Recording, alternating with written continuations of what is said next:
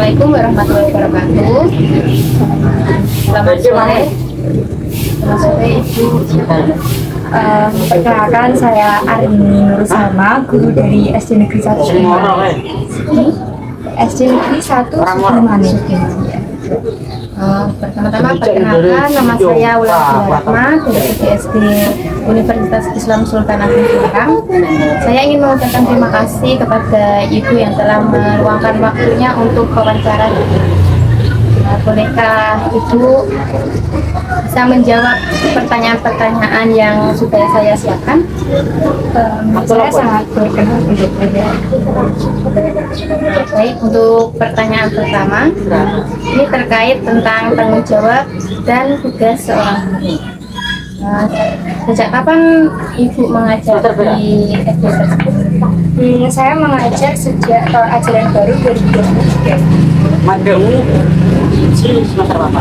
Hampir setahun ya? Iya, sudah ada semester ini. Berikutnya, apa yang menginspirasi Ibu untuk menjadi seorang guru? Tentunya kalau dari awal tujuan kan berarti kuliah dulu di tingkat pendidikan ya. Awalnya itu karena pastinya seorang ibu kan pasti nanti akan menjadi guru pertama bagi anak-anak ini. Nah, kemudian mendapat tanggung jawab pelatih untuk mengajari sekolah juga. Jadi ya selain mencerdaskan anak saya, ternyata saya juga harus berkeinginan untuk mencerdaskan orang lain gitu. Menurut Ibu, bagaimana cara belajar yang efektif untuk pembelajaran di masa sekarang ini? Untuk pembelajaran yang efektif sendiri itu kan menurut saya itu pembelajaran yang bisa mencapai tujuan pembelajarannya. Nah, kita sesuaikan saja dengan keadaan sekarang. Tidak bisa kita samakan dengan waktu kita sekolah dulu kan. Ya, kurikulumnya sudah beda ya? Iya, kurikulumnya sudah beda. Jadi sekarang itu harus membuat pembelajaran itu harus menyenangkan. Seorang anak itu jangan sampai berpikiran ini tuh susah gitu, jangan sampai seperti itu. Jadi awalnya kita harus membuat peserta didik itu suka sama kita, suka sama apa yang akan kita ajarkan. Jadi seperti awalnya tuh dibilang-bilang yang bagus-bagus gitu loh, misalkan ini tuh gampang loh, ini tuh nanti menyenangkan loh, seperti itu. Apakah Ibu melakukan membuat media pembelajaran secara pembelajaran? Saya hampir setiap pertemuan saya membuat media pembelajaran, itu sudah pasti ya. Membuat kurikulum yang teratur ya benar. Untuk pertanyaan selanjutnya, bagaimana Ibu merencanakan pembelajaran setiap minggu? Untuk setiap minggunya, bahkan setiap pertemuan kan pasti membuat modul aja, membuat bahan aja. Bahkan ketika mungkin pembelajarannya itu bisa kita menggunakan media pembelajaran, saya akan membuat media pembelajaran juga. Mungkin apa ada kesulitan dalam memahami materi? Mungkin kan siswa ada yang bisa, ada yang mungkin kurang bisa. Itu cara Ibu menangani siswa tersebut gimana? Untuk mungkin itu perbedaan ya, perbedaan dari setiap potensi siswa yang siswa miliki. Kan sekarang kan di kurikulum kita yang namanya pembelajaran diferensiasi.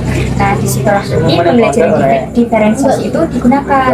Jadi nanti kita kelompokkan mana siswa yang lebih mudah memahami, mana yang kurang memahami. Tapi juga kita bisa mempelajari peserta didik tersebut kan, ada yang bisa memahami itu dengan melihat saja sudah paham, ada yang harus menulis, ada yang cuma kita mendengar saja sudah paham, seperti itu. Jadi kita kelompokkan menggunakan pembelajaran diferensiasi, kita kelompokkan sesuai dengan potensi peserta didik. Sesuai ya? Ya.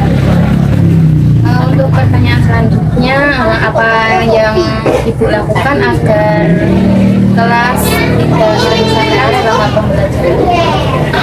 Tentu saja ya, kita tuh kalau menjadi guru itu kita kayak nggak boleh kehabisan akal kita lah. Ya betul ya. Kita harus bikin es breaking yang setiap hari itu harus beda-beda. Setiap hari itu es breaking itu sudah pasti. Supaya tidak membosankan itu juga. Terus dengan media pembelajaran itu kan bisa menggunakan aplikasi. Itu kan nanti juga membuat siswa yang tadinya bosan tertarik lagi. Tapi biasanya kan siswa SD itu tidak tahu apa arti dari SPG itu. Mungkin ibu bisa menjelaskan supaya siswa SD itu bisa mengerti tentang SPG.